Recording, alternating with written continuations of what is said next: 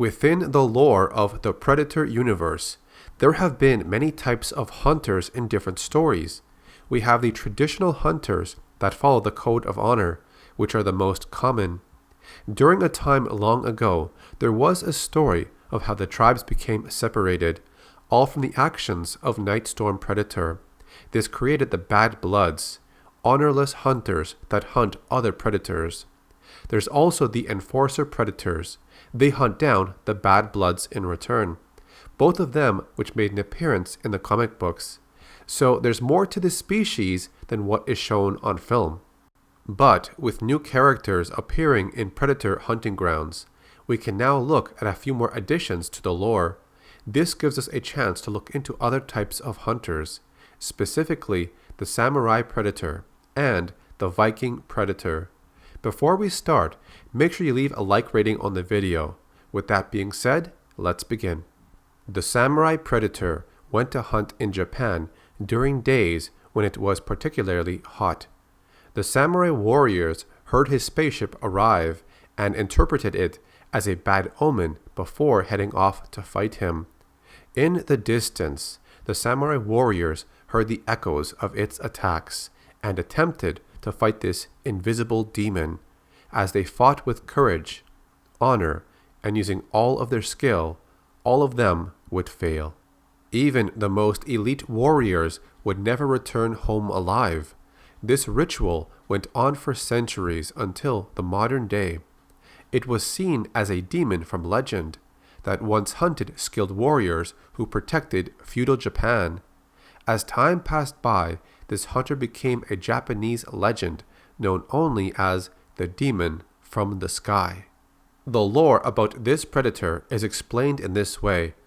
This class of predator comes from an ancient Japanese legend that brings to life the tale of this demon from the sky.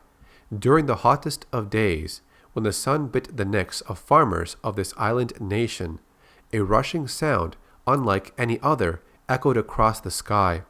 The samurai warriors would recognize this omen and don their weaponry to fight the invisible demon. Year after year, the most elite of warriors would fall honorably to this Yautja in a ritual that would last for centuries. Many would challenge the demon, but just like all the others, each of them would fail, for this predator was an experienced hunter, and its defeat would not come easily. If we look at the biomask, the design resembles an unmasked predator. This is a very unique feature, as other biomasks that we've seen before don't really show their own physical features. Its dreadlocks are also something we can look at. They are tied back and held upward, similar to the predator known as Topknot from the comic books. Now, the word Topknot is based on the concept of a Japanese hairstyle. Its most noticeable weapon of choice is a katana blade. This retractable, single-edged sword was used in many hunts throughout ancient Earth. The long blade produces heavy two-handed attacks against prey, and it causes temporary bleeding. The Viking Predator can be traced back to when the Viking raiders consumed lands far from their own borders, and by doing so managed to draw attention they never imagined. The death and destruction throughout the world would bring a gift from the sky to challenge the most powerful and honorable warriors in battle. As the legends of this Yautja spread, Norsemen saw an opportunity to gain an honorable death by way of this wanderer, so they continued to pursue glory.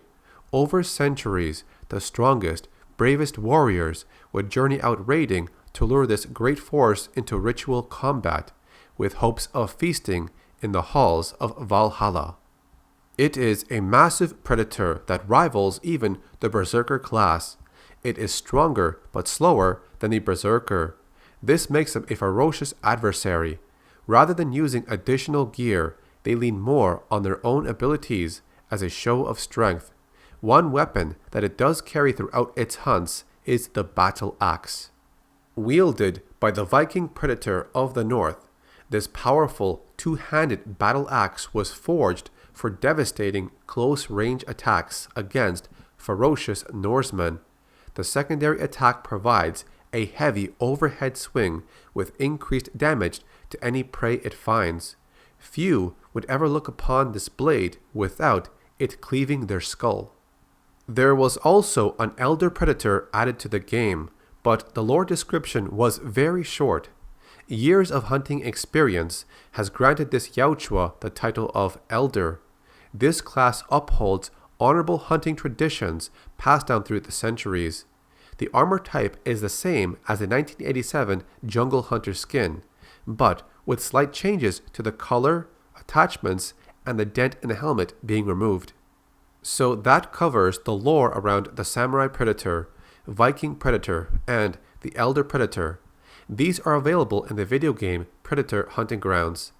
I think the Samurai Predator was one of the most requested types within the community. I've read a lot of comments from the fans, and this is one Predator they wanted to see. There's been a few figures of the Samurai Predator, one from the Hot Toys Company and another from Prime 1 Studios. The Viking Predator was actually a surprise. I didn't expect it, but it's a cool idea. But what do you think about the lore around these characters in the game? Do you think it was sufficient, or should they have added a longer story? Tell me in the comment section. If you want to see another lore video around the Predator franchise, I'm going to leave links to a few more. I covered a lot of different topics in the past, so there might be something else you haven't seen. One that I would recommend is the video I did about Dutch's return to the franchise. I go over all the lore in Predator Hunting Grounds, and it's all about Dutch. It explains what happened to him after the first movie. I also covered the story about Dutch's brother from the comic books. It's a fairly long story, but it's good. But if you want to know about the origins of the Predator species, along with how they got their technology, you should check out the lore video I did about the Alpha Predator. It goes into detail about how they started and the early days of their people. And the last one I can recommend is one about the Drugathi alien creatures. It is the only alien life form that the Predators actually fear. If you made it this far into the video, we have reached the end. To see more content like this, just subscribe to my channel and turn on notifications. You can also follow me on Twitter and Instagram. Sometimes I post other stuff on there. Thanks for watching. My name is Carlos, or Acid Glow, and I'll see you in the next video.